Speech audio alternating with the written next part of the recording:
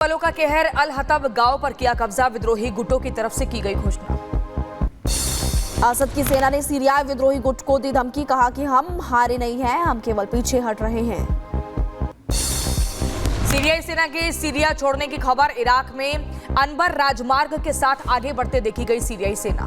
Syria के home शहर में विपक्षी गुट ने मचाई तबाही और असद की सेना ने बड़ा बयान दिया, कहा कि अल रेडवान बलों ने हमें बेच दिया।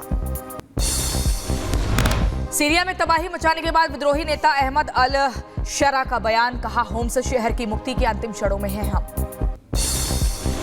सीरिया में होम शहर के कब्जे के बाद विद्रोहियों ने अल असद के फाड़े पोस्टर्स। सीरिया के राष्ट्रपति है बशर अल असद। दमिश्क में हाफिज असद की मूर्ति तोड़ी गई, राष्ट्रपति असद के खिलाफ विद्रोही गुट का आक्रोश। दमिश्क में असद के समर्थन में लोगों ने प्रदर्शन किया। तादुमोन इलाके में असद के समर्थन में प्रदर्शन किया गया। सीरिया की पलमायरा शहर में विद्रोहियों का कब्जा, सेना के रॉकेट डिपो पर विद्रोहियों का कब्जा। दमिश्क के ग्रामीण क्षेत्रों से भागी सीरियाई सेना। बांग्लादेश में नहीं रुक रहा इस्कॉन मंदिर पर हमले का सिलसिला। ढाका में कट्टरपंथियों ने इस्कॉन मंदिर में लगा दिया आग, लक्ष्मी नारायण की मूर्ति भी क्षतिग्रस्त की गई। इस्कॉन कोलकाता के उपाध्यक्ष राधा रमण दास ने एक वीडियो शेयर कर बताया कि बांग्लादेश के हालात कैसे हैं। कहा बांग्लादेश में खुलेआम इस्कॉन पर प्रतिबंध लगाने की गूंज रहे हैं नारे। बांग्लादेश में हिंदुओं पर बर्बरता के खिलाफ कश्मीर से कन्याकुमारी तक विरोध प्रदर्शन। मेरठ में सड़क पर उतरे सांसद अरुण गोविल और उधमपुर में हिंदू संगठनों ने भी मार्च निकाला। विश्व हिंदू परिषद प्रवक्ता विनोद बंसल का बयान, बोले बांग्लादेश में जितने हिंदू बचे हैं उसमें कई ज्यादा बांग्लादेशी घुसपैठिए भारत में बसे हैं। बांग्लादेश में हिंदुओं पर हो रहे अत्याचार पर शामली के हिंदुओं में आक्रोश देखने को मिला। कलेक्ट्रेट में हनुमान चालीसा पाठ के साथ धरना प्रदर्शन भी दिया। किसानों का दिल्ली चलो मार्च, अपनी मांगों को लेकर सरकार से नाराज है सभी किसान। बड़ी संख्या में एकजुट हुए किसान। सुबह 12 बजे 101 किसानों का जत्था दिल्ली की ओर करेगा कूच। किसान नेता सरवन सिंह पटेल का बयान, के वक्त देने के बावजूद भी सरकार से नहीं मिला बातचीत का न्योता। मुझे नहीं लगता अभी भारत सरकार बात करने के लिए तैयार है। हमने तो एक दिन दे दिया था, अब नहीं लगता अभी भारत सरकार हमसे बात करेगी। पैदल चलते जाएंगे, उसी तरह हम जत्था भेजेंगे, अनुशासन में कोई कमी नहीं आएगी।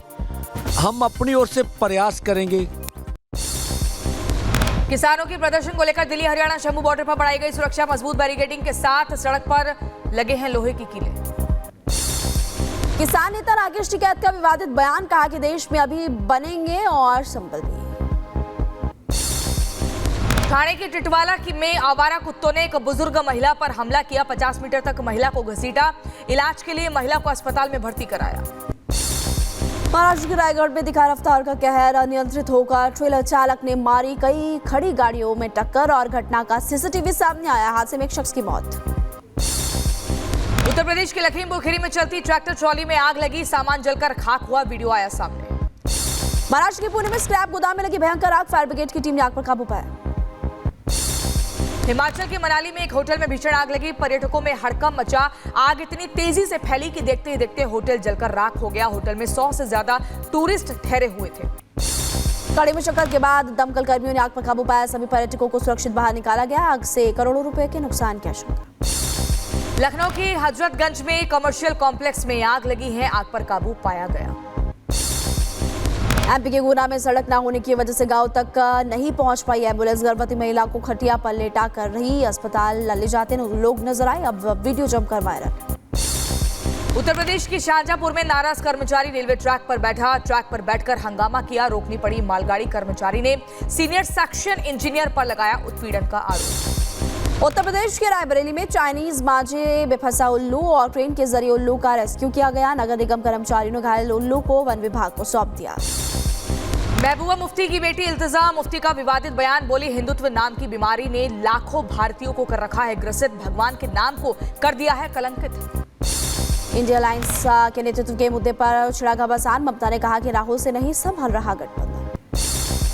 इंडिया अलायंस में नेतृत्व को लेकर मचे घमासान में शरद पवार ने भी ममता का समर्थन किया। उद्धव ठाकरे और अखिलेश यादव भी ममता के साथ। राहुल के नेतृत्व पर लगातार उठ रहे सवाल। महाराष्ट्र में करारी हार के बाद महाविकास अघाड़ी में दरार। सपा नेता अबू आजमी ने एमवीए से अलग होने का किया ऐलान, कहा कि हमारा उनके साथ नहीं कोई लेना देना। ममता बनर्जी की दावेदारी पर सुप्रिया सुले ने लगाई मुहर, बोली ममता बनर्जी इंडिया गठबंधन का हिस्सा, भारत की सबसे बड़ी नेताओं में से एक। बीजेपी नेता शाजिया एलबी ने इंडिया गठबंधन पर तंज कसा और कहा कि राहुल गांधी का वो कद नहीं है जो ओहदे पर वो बैठे हैं। सपा नेता रामगोपाल यादव ने राहुल गांधी पर निशाना साधा और बोले राहुल गांधी इंडिया गठबंधन के नेता नहीं है, कांग्रेस ने कहीं अच्छा परफॉर्म नहीं किया। राहुल गांधी तो अब भी इंडिया गठबंधन के नेता नहीं, चाहे लोकसभा का चुनाव हो चाहे विधानसभा के चुनाव हो, कांग्रेस ने कहीं अच्छा परफॉर्म कर नहीं पाया। जेडीयू नेता ने कसा तंज और आपको जानकारी दे दें कि उन्होंने कहा तार तार हो चुकी है आज इंडिया गठबंधन की स्थिति, इसीलिए हम समय रहते हुए इंडिया गठबंधन से आए बाहर। इंडिया गठबंधन तार तार हो चुका है।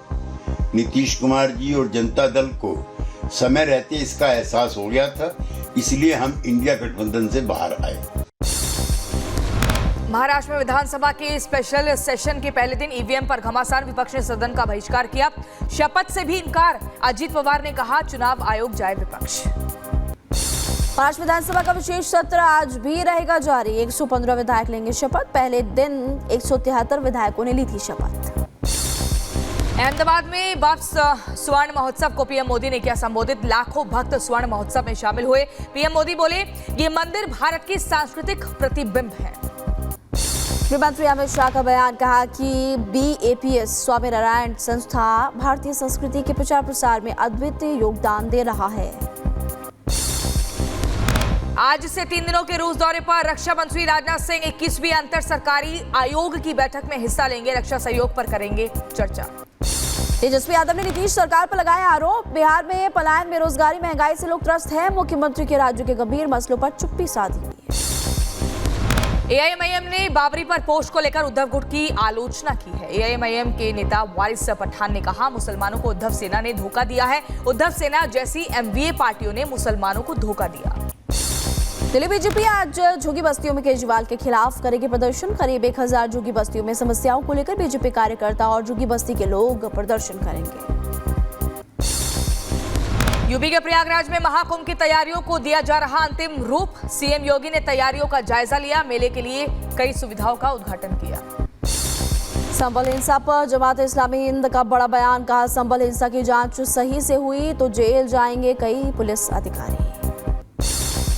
लखनऊ के मेट्रो और स्टेशनों पर को बम से उड़ाने की धमकी दी गई है, पुलिस ने बम निरोधक दस्ते और डॉग स्क्वाड के साथ जांच की है, जानकारी झूठी निकली। सुखबीर सिंह बादल पर हमले का मामला, अकाली दल ने आरोप नारायण सिंह चौरा का फुटेज भी जारी किया है और विक्रम सिंह मजीठिया ने अभी तक गिरफ्तारी न होने पर भी कई सवाल उठाए। महादेव सट्टा ऐप मामले में ईडी की बड़ी कार्रवाई, सट्टेबाजी ऐप प्रमोटरों की 387 करोड़ रुपए की संपत्ति कुर्क हुई, 11 लोग गिरफ्तार हुए।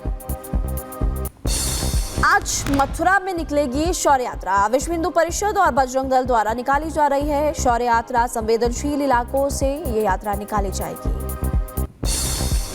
दुबग्गा गैस